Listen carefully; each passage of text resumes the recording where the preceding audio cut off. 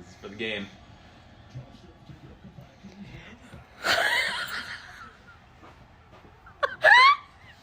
Get Dan Campbell. Yeah, that was my real raw reaction to the end of this game, as it really should have been, because why? Why do the Minnesota Vikings keep doing this to us? What's going on, everyone? Welcome back to Skull Network. My name is Nick. Welcome to the Week 5 recap. Minnesota Vikings versus Detroit Lions. Quite a bit to unpack here. There's a lot of things that really need to be addressed, and of course, what a crazy game. Am I right? Kicking things off, I have one statement that I'm going to stand by the rest of the season. Justin Jefferson is a top 5 receiver in the NFL right now. 7 receptions, 124 yards. No, he didn't get into the end zone, but neither did a lot of people for the Vikings today. But it's just amazing to see that he's been able to improve upon a lot of the things that he was already good at last season in his record-setting rookie year. And he's just taking that stuff to a whole new level, and he's really putting himself up on a pedestal with some of the best in the game. Number 2, I'm also going to stand by this, and it might be a little controversial to some people that are real big fans of Dalvin Cook, but we shouldn't worry about his injury proneness now, because as was pretty obvious, Alexander Mattison is much more than a viable backup. He is a guy that would start on a very large number of teams in this league, and I can say that with 100% confidence. Now, would it be great to have Dalvin Cook in and have him be healthy a lot more?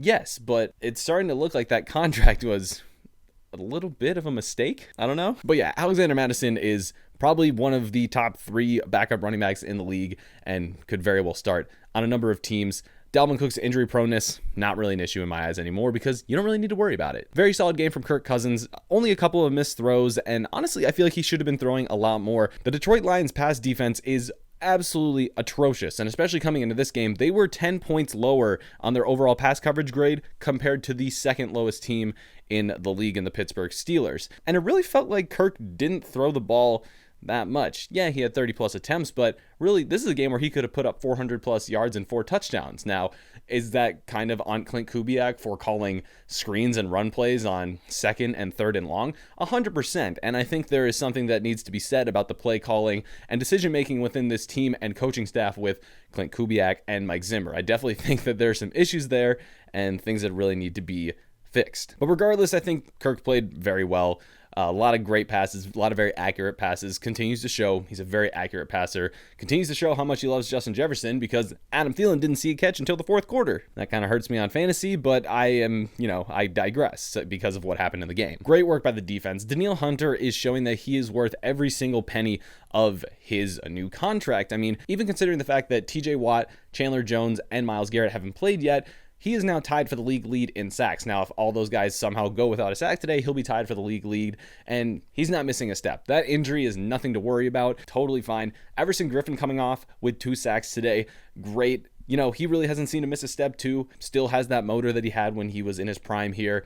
Eric Kendricks, what an interception by him. But man, it was an overall great game by the defense, of course, until the very end of regulation almost. You played so well against such a poor offense where you were able to shut down TJ Hawkinson, and they really didn't have much else in terms of notable names and notable players, and you allowed that offense to run down the field, pass down the field, and, well, not necessarily tie it up, but take the lead with 37 seconds left. And I know a lot of fans probably were very, very worried when they saw the 2-point conversion. I know that Kirk is going to make a couple deep shots and Greg Joseph is going to redeem himself because he made that 55-yarder earlier in the game. There was no reason he shouldn't have been able to make the 54-yarder. Of course, that 49-yarder in the middle there that Greg Joseph kicked, I honestly don't know what happened. But regardless, I mean, Kirk Cousins, again, continued to show that, yes, sometimes when the game really matters, sometimes he'll fold. But let's also remember, Kirk can drive you down the field if you really need it. The other big note was the return of Anthony Barr. You didn't really hear his name a lot, which is generally a good and a bad thing. Bashaud Breeland continues to show why he is one of the worst rated cornerbacks in the league. Absolutely getting blown up by DeAndre Swift late in the 4th quarter. It was comical at this point. It makes no sense why Cameron Dantzler is not in the game. And then, of course, Christian Darrisaw getting reps at left tackle, and you really did see a difference between him and Rashad Hill being in the game. When Rashad Hill came back in at the start of the second half, things really broke down pretty quickly, and Christian Darrisaw, obviously we don't know the PFF grades yet, or generally people haven't gotten to look at a lot of the tape, but it does seem like he is really going to be fitting in there, and as long as he can stay healthy and not sustain any more major injuries that waste a lot of time, he should be a pretty viable part on this offensive line for years to come, hopefully. But again, this is something that we've only seen a very small smidgen of, and it is to be determined. But my goodness, most of this game really had me looking like this picture of Mike Zimmer,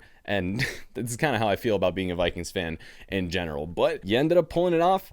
Did you really need the game to be that close? Absolutely not. Yeah, this team is full of should-haves, but you got to work with what you're dealt, and that's what the Vikings did today, and they pulled off a win in not the prettiest fashion, but what more can you ask for besides a lot more points and a very competent offense and maybe some better play calling? But aside from that, can't ask for much more. But hey, you pulled it off somehow, some way, even after you self-destructed there towards the end.